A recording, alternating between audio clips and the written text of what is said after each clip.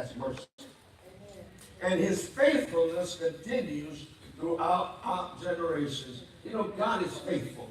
God is a faithful God. And if you don't know that, all you have to do is read from Genesis to Matthew, and you'll find out how faithful God is. And then if you're not satisfied yet, you read from Matthew to Revelation, and you realize how faithful he really is. Amen. In this passage, the psalmist is making a contagious invitation. And you saw that. You saw the contagion in my wife. She's excited. You're going to come before God. You're going to come to the house of God. You're going to celebrate Thanksgiving. Then do it with your whole heart. Have a good time while you do it. And so he's making a contagious invitation to every nation in the world, every people group, friend or foe alike. He says, come and join Israel as we worship God. Offer him the thankful praise before him for his abundant mercies and all of his blessings. You know, there are 150 Psalms in the Bible. David is credited for writing 73 of them. Asaph is credited with 12. The sons of Korah, 11. Solomon, 2. Moses, 1. A man by the name of Heman wrote 1. But there are 50 Psalms that no one knows who wrote them. They're unknown. The authors are unknown. Of those 50, Psalm 100 is one of those 50. We don't know who wrote it. We would like to think that David did, but they don't credit David. They don't know enough to say, well, he's the one that wrote it. But we don't know. But whoever he was, he knew how to come before the presence of God. He knew what you needed to do was to come before the Lord with a true spirit of thanksgiving. These 5 little verses capture the spirit, the true spirit of being thankful. And when you read it, led by the Holy Spirit, when you read it and you're saying, God, what is this saying to me? The reader you're left with a contagious attitude to say, God, I wish I could write a song. Wish I could just write something that would just give thanks to God. I just pray that this morning, your heart and mind today be in tune with the anthem of God's kingdom. You know what the anthem is? Worship God. Worship him. Be in tune. Have you ever, some of you who have never been out of the country, don't know what it is to be out maybe in the jungles, to be out away from when there's no television, there is no electricity, there is no fleshly commode, and there is no hamburgers, no Whataburger, no McDonald's. You are away from everything. And all you may have is a little tiny radio. And it may get 1 or 2 stations, but that's your lifeline right there. And you'll turn it on, and whatever's on, you enjoy it. Why? Because it's in tune. May you this morning tune your spirit to the anthem of worship. May you tune, and may that be your lifeline, especially if you're going through a trial. Especially if it's hard for you to see the hand of God moving in the situation that you're in. I want to ask you to think about how awesome this idea would be. If America as a nation were to recapture, I'm saying recapture for a purpose, recapture that very same spirit that is in these verses. Because you see, America started out with the spirit of thanksgiving. Started out with an attitude of gratitude. Because you see, Thanksgiving is more than just, you ask people, what are you happy about? Well, it's Thanksgiving. I get 4 days off for a weekend. We're going to go watch a football game. We're going to eat turkey, and then we're going to take a nap. Hello? And that pretty much sizes it up, right? That for most people, that's what it is. But Thanksgiving is more than a day off. Thanksgiving is more than eating mashed potatoes and gravy, watching a football game, and then taking a turkey-induced nap for the afternoon. Thanksgiving is a biblical concept. Thanksgiving is about appreciating God for who He is and what He has provided for us in this nation. Think of the great harvest of blessing this nation has. Think about that. People are dying to get here. Why? Because of the blessing that this nation has. C.E. Mosley wrote an article, and he titled it "The True Thanksgiving Spirit." And I borrowed these 3 points from him. He says, to achieve that thankful spirit that is in this song, three things must take place. Number one, we must have a clear sense of our values. Let me ask you, what are the principles and the values that you administrate your life with? What are the values? What is it that you value more than anything else? What is it? What is the order of the values? What's the number one value that you have in your life? What is it that you value? And then, are you willing to make adjustments in your life if your values are out of sync, if they're out of order? Are you willing to rearrange them to be able to say, yes, I'm going to put God first in my life. I'm going to put God first. That's what I value. My relationship. If you ask people, what do they value? The first thing I'm going to say, my life, my job, my money, my wife, my children. But you know, God should be first. In everybody's life, God should be first. It's usually the last thing that we put on our list, or that most people put on their list. But we need to have a clear sense of what we value if we're going to come back to that kind of spirit. Second thing that needs to take place, a closer look at the source of all our blessings. I'm going to ask a question. How many of you think this? Does America really know God any longer? Does America really know God?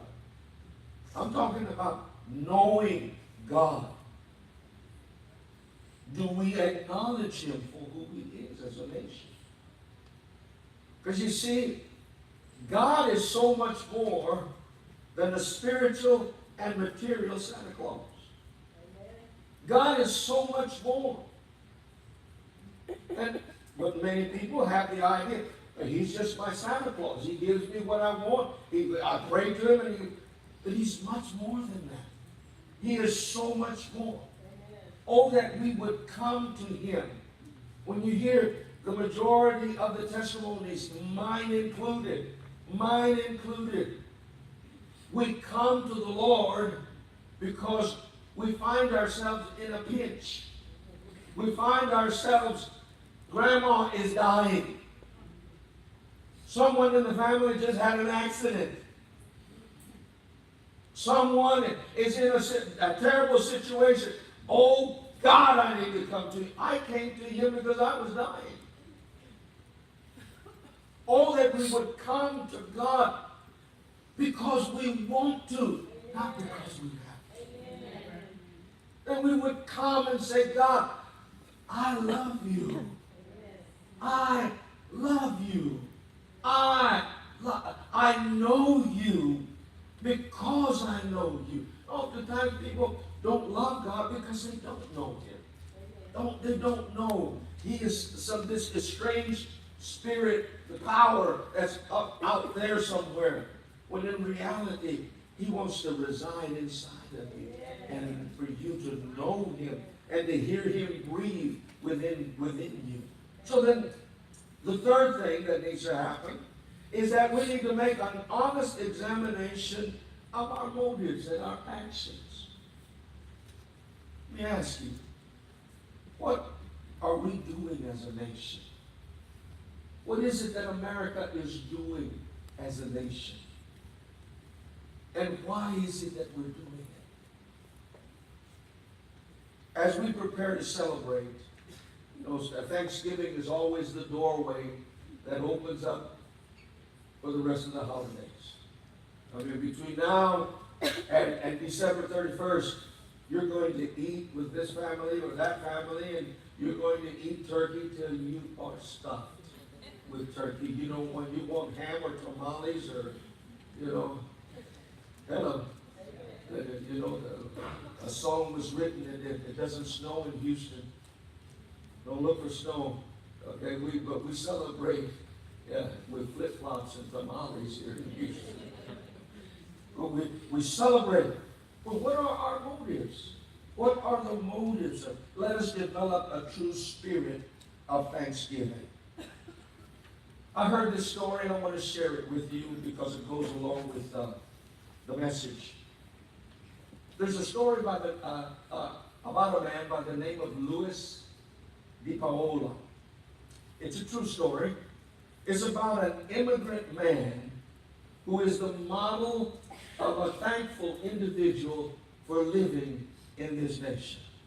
As an immigrant, he began as a fruit vendor in the lower east part of New York, as he pushed his little wagon, his little buggy with fruit all on it for 14 hours a day. And he loved it. His radiant spirit and cheerfulness won him steady clients. They would come, and sooner than most people, because of his radiant spirit, he was able to park his little car, and he had him a little fruit stand.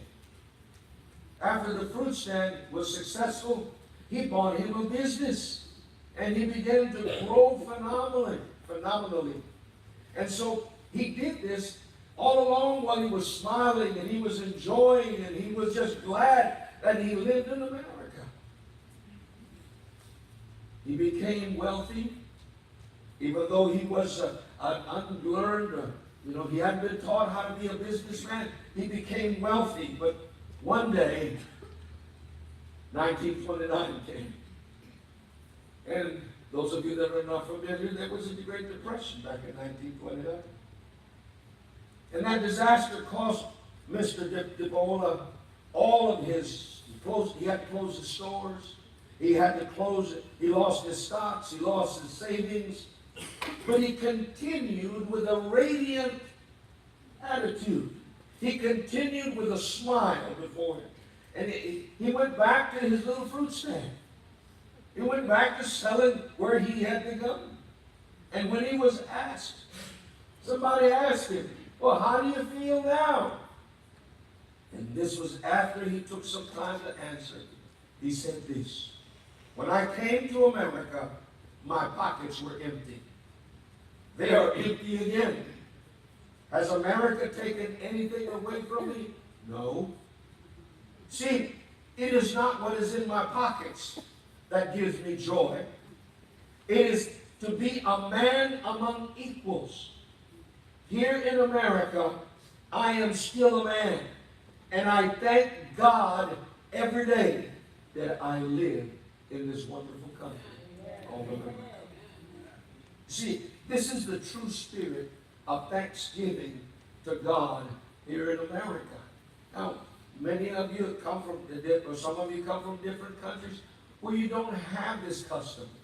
And you have grown to learn that Thanksgiving is just mashed potatoes and gravy, ham, turkey, sleep, football. That's not it. That's not the way it started. It started out of a heart of people that were thankful to God for a new beginning. That were thankful to God for bringing them to a land where they were equal with everyone else. We can become proud of our achievements. But pride in what we achieve is one thing. True thanksgiving flows from something much more than what we achieve. True thanksgiving, listen to this, flows out of an opportunity to express our faith and our trust in God. especially when everything seems to be falling apart. To be able to thank God. God, I don't see your hand. It seems like everything is coming loose at the seams. But I'm going to continue to praise you. I'm going to continue. You know, when we made the move down to this building, we've been in ministry 25 years. We owned the building that we had. We had built, we started out in a little home. We built 5,000. We added 7,000 more square feet. We were buying the properties across the street from the church. We didn't have a need. We were fine. But I found one thing, that the gangs that were in that neighborhood, the gang in our neighborhood wouldn't allow the kids from other neighborhoods to come to our church. And we had one teenager that was killed. And I decided that it was time to move to a neutral ground, somewhere where all neighborhoods could come. And we decided to buy that property out there on the corner of Beltway 8 and Highway 90 on Main Street. And we didn't buy no little piece of ground. We bought 54 acres. And we were making our little payments on it. But then we ran into a trial, a big trial. The city of Missouri City would not let us build on that property. And even though the property was in part in Fort Bend and part in Missouri City and part in Houston and in Harris County, they had extending rights, and they stopped us. I went all the way to Washington to see if I could get help. And let me tell you, when people become discouraged and they don't see chips flying whenever you're trying to chop down a tree, people can become discouraged and they quit giving. And we were losing quick. We were making $10,000 a month payments on that property. And money wasn't coming in, and I'm crying out to God. God, I don't see your hand. I don't see you. I don't see you. And I believe I died 1,000 deaths right there in my bedroom, in my living room. I cried out to God, God, help us. Help us do something. And I began to just begin to praise him, begin to worship him, because it appeared that 25 years of ministry was going to go down the tubes. Suddenly, a man by the name of Ron Dagley, you'll see his name written on many boards. He called me and he said, "Do you want to sell the property?" I said, "Well, let me think about it." And it didn't take me long. I said, "Yeah, what do you want?" And you know, God made it possible. Out of that worship, out of that time of just, I don't see anything but disaster. We're like the Titanic. We're going into an iceberg and we're going to sink to the bottom. And think of the people that have believed in the vision, who have believed in what we were saying, and have given their last $5, have given their last and all that they had to be able to make that happen. And it just seemed like it wasn't going to happen. But you know something? God can turn it around when you don't see things happen. We turned a $1.7 million investment into a $4.3 million return by the grace of God and God alone. And when we moved into this building, I made one check. I made a $1.7 million. I never had it. I don't even know what that looks like. But I made a $1.7 million check, and I wrote it up, and trembling. There it is. But you know, we moved over here by the grace of God and God alone. But it wasn't after, it was during the time that we were going to just begin to worship God. Just continue to bless his name. Why? Because it's in thanksgiving. And an opportunity, hallelujah, to express our trust in God, especially when things are falling apart. This gratitude grows out of our will to climb out of our past failures. You know, you may have failed, but keep trying and keep trying and keep going and have that never give up attitude and spirit again and again and again and again and again and again. And somebody said, "You're here again." Yes, I'm here again. I'm going to get it done. I'm going to get it done. Are you listening to me? I'm here again. You know, I felt like that going out in the city. City Hall with my little papers. Are you here again? Yes, I'm here again. We're going to make it work this time. Hallelujah. And here we are. Glory be to God. It comes forth from the opportunity to live life as a man or a woman with dignity and godliness, to be able to compete with others equally. Now, as I said, these reasons are reasons to be able to be thankful to God. But they're not just for you and me who are Americans. And they're for everybody and anybody who wants to be able to do this. Listen, for everyone who's willing to make a joyful noise. Is there anybody here willing to make a joyful noise? Is there anybody here who's willing to serve God with gladness? You know, there used to be a commercial, the donut maker, who used to get up and say, where are you going? Well, I gotta go make the donuts. Some of you remember. Some of you are telling off on yourself. But because that's an old commercial. But you remember that commercial? I gotta go make the donut. I don't get to go, I got to go make the donuts. No. If you're going to come to church, I don't have to. I get to go to church. I don't have to sing. I get to sing. I don't have to serve. I get to serve. I don't have to do anything. God gives me the ability to do it with my whole heart. I get a chance, and if I'm going to do it, I'm going to do it with a smile on my face. And how many of you are here and come before the Lord with songs of thanksgiving? Oh, hallelujah. Make a noise, make a joyful noise. And enter his gates. Enter his gates. Don't come in here. You know, my brother-in-law used to tell the story of a cat that got run over. And he make it so, that's terrible, but he would make it funny. And he said, I saw that cat, you know, going across the street like this. You may be coming in here like that, but hallelujah, inside of you, you may be coming in, you know, you've been run over by life, but come on in, worship, and let that stuff come off of you, and begin to praise him, and glorify him. And somebody laugh, why are you so happy? I'm alive. I asked an elderly lady last Christmas, and I'll never forget. I said, ma'am, how are you doing today at Walmart? Little black lady, little old black lady. She said, son, and at 70, son sounds good. She said, son, I'm above ground. I said, yes, ma'am. I got something to shout about. And that's true. If you're above ground, praise the Lord that you're above ground. You praise him and you worship him. Hallelujah. You know, these are the ingredients, the basic ingredients of gratitude. Was this not the spirit that brought the first pilgrims here?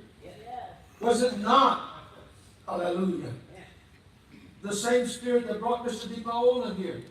Yes. Was it not the same spirit that brought forth the first Thanksgiving? Yes.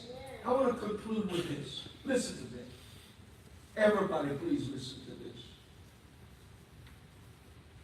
As we examine the moral and spiritual climate of our nation, it is clear that the lack of wisdom in our leadership as a nation, the politics that we have to deal with, the isms, racisms, all of the other isms, theologies that have been practiced in America, today have separated our nation. We are so opposite. We are so divided as a nation. Come on, somebody. We are so divided as a nation. And now that separation also threatens our security and our existence. But there's still hope. I'm going to say that. Y'all said that was kind of weak. Let me see this side. But there is hope. There's hope in here. There is a hope. Everybody, there is a hope. There is a hope. You see, attitudes are contagious. Attitudes are contagious. One day, The man told me, I'm going to be your pilot. I said, yeah, okay. And then one day he says, are you ready? I said, ready for what? I told you I was going to be your pilot. Let's go fly. I said, okay.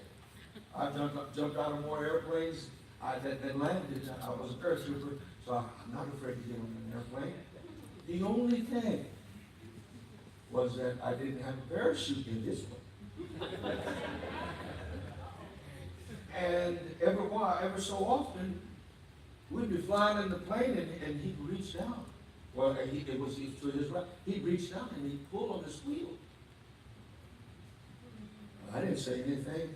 But every time that he would pull out, because we were in a little Cessna, he'd touch my leg. He wasn't trying to touch my leg, but he rubbed up against it. And he said, are you afraid? I said, no, man. They said, why is your leg so stiff? And I had to confess. I said, Lalo, a few months ago, brother, you didn't even know how to get in this thing, much less fly it. You got my life up to you, brother. And I don't have a parachute on. And so that's the reason that I'm a little stiff. I said, by the way, what are you doing with it? Why do you keep moving that wheel? He said, I'm changing the attitude of the plane. I didn't know it had an attitude. If I had known it had an attitude, I wouldn't have got in it. But he said, it's got an attitude. Look at the nose. He said, okay, and he allowed the nose to come lower than the horizon. He says, when the nose of the airplane is lower than the horizon, you're headed for a crash. When I adjust it, I raise up the attitude, the nose of the plane, and I change the attitude. I said, brother, keep turning that wheel. Don't you let that nose come down. And we landed well, and we will some other time. But attitudes are contagious. You get around a happy person, after a while you start to, what am I doing? Well, you're catching that spirit of thanksgiving, that gratitude, that joy that's in that person. You're catching it, and it's coming all over you. You don't even understand it. And you leave that. What in the world am I doing? Why? Because it's contagious. It's contagious. And you get around someone who's happy about life, someone who's happy to serve God and to bless God and to just be alive, and you will want to do the same thing. You see, there is hope because it's a grateful heart in people that can turn other men's hearts and minds towards the source of our blessing. Why are you happy? Because God is alive. God is a good God. Hearts and minds that have been wounded and divided by the lack of wisdom in our leadership, by the politics that divide us, by the isms that have hurt us, the ologies that have confused us, can still be transformed. Those hearts and minds can still be transformed into grateful hearts if you and I begin to just worship God not for more than just 4 days off, for more than just being able to eat gravy and have mashed potatoes and gravy and some ham or some turkey. See, in an atmosphere of thanksgiving, praise can begin not only to heal those hearts, but it can begin to build respect and appreciation one for another and a confidence. So that then in turn, our nation can move forward. Our nation can move forward as it's supposed to be, as the Pledge of Allegiance says, one nation under God, indivisible, with liberty and justice. Are you listening to me? Is anybody listening to me? This Thanksgiving season, let us all focus our gratitude on the author and the finisher of our faith. On the author and the finisher of all the blessings that we have. We have an opportunity to do good. You know, on Friday, this next Friday, I want to make an invitation. There's a man that helped me when I was down, when I was discouraged and didn't have an answer to the thing of how we gonna get this building. And once we got in here, we bought it. It needed a lot of things. It had holes right in here. This was a warehouse. A man by the name of Jose de Santiago came into my life. He came and he said, "Don't worry, Pastor, my men and I will take care of that." We didn't have a parking lot. It was a field. Had trees all over it. He tore it, took all those down, put the parking lot there. He brought it in. We bought $50,000 worth of steel.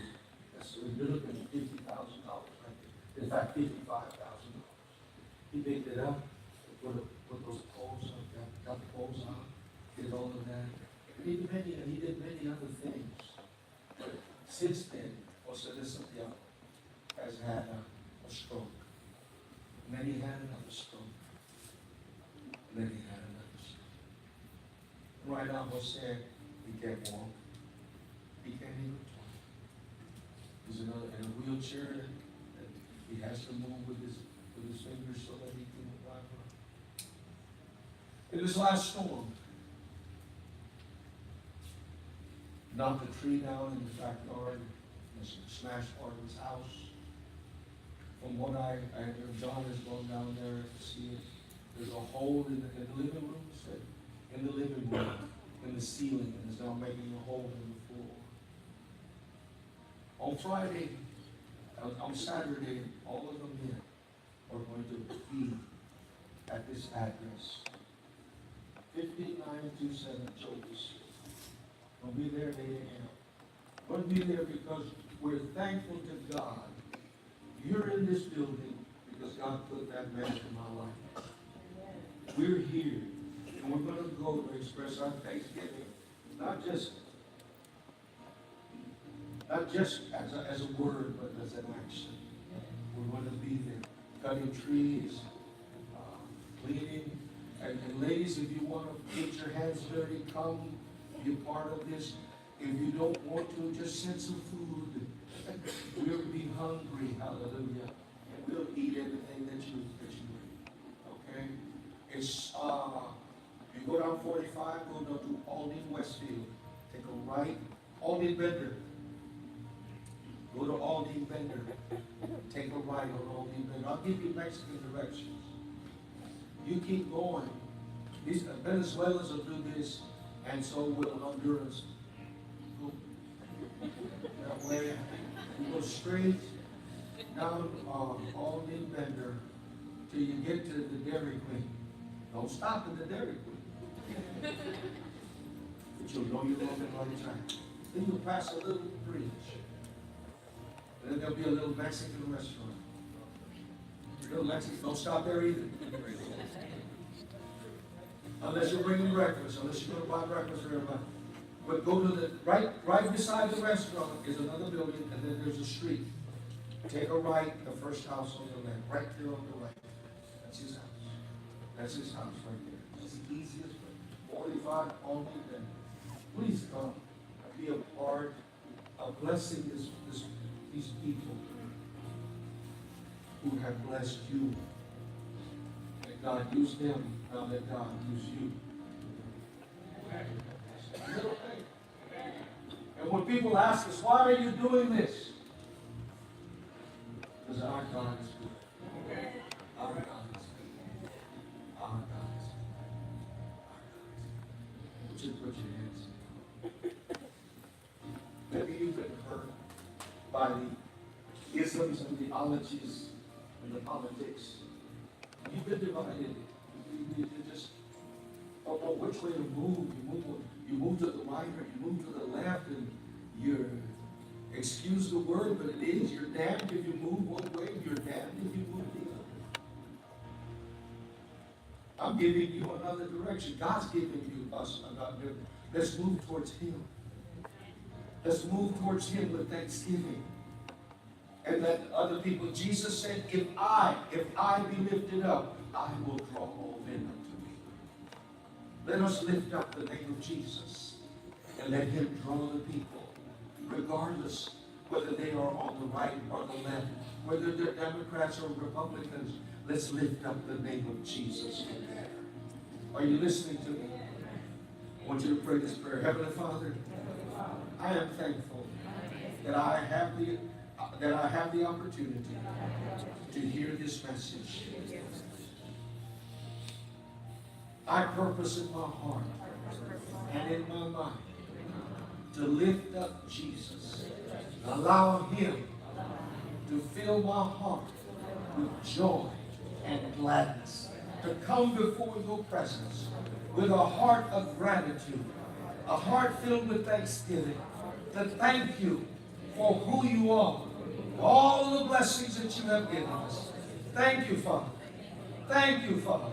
As I lift him up, he will draw all men unto the cross. Thank you, Father. Heal my heart and keep my eyes on you, the author and the finisher of my faith. In Jesus' name, amen. Amen. Please give the Lord a hand clap. Come on.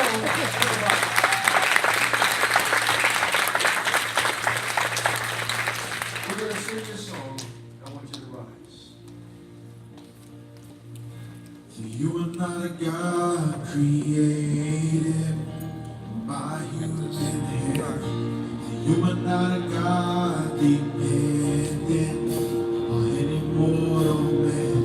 So you are not a God in need of anything we can give by your plan. That's just the way it is.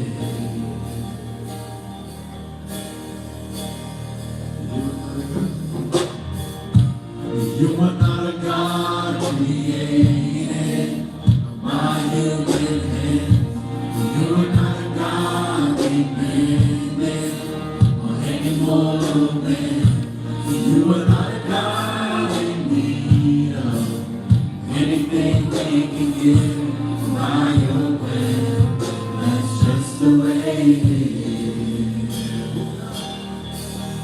You are not alone. For time began, you are on the throne. You are God alone. And right now, in the good times and bad, you are on your throne. You are God alone. You're the only God whose power none can contend. You're the only God whose pain and praise will ever end. You're the only God who's worthy of everything we can give. You are God. That's just the way it is. Oh God, you are God alone. Looking for a time began. You are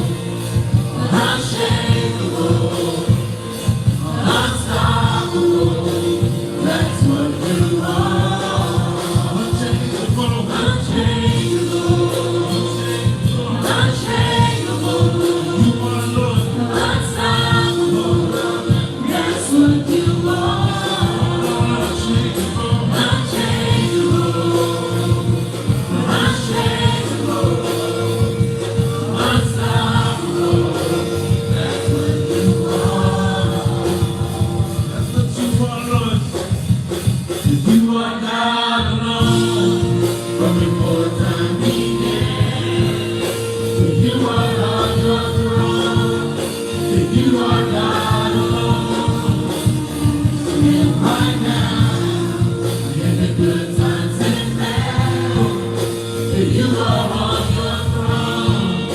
That you are God alone. That you are God alone.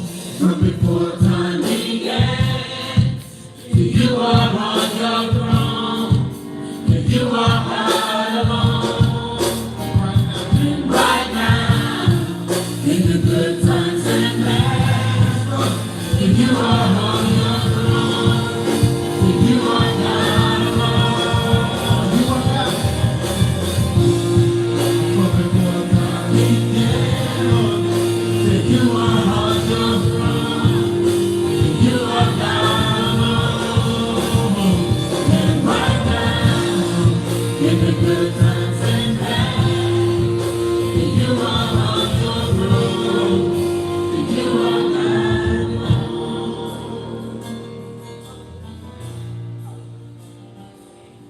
Father, you are God alone. You're not a God, you're not a statue. No one made you, you're not made out of wood or stone. But you are the creator of all wood and stone. You're our creator, and to you we give you honor and we give you glory. You are God alone, and you alone are our God. And we thank you, and we bless you, and we glorify you, and we exalt you. In Jesus' name, in Jesus' name. From a thankful heart, we thank you. Amen.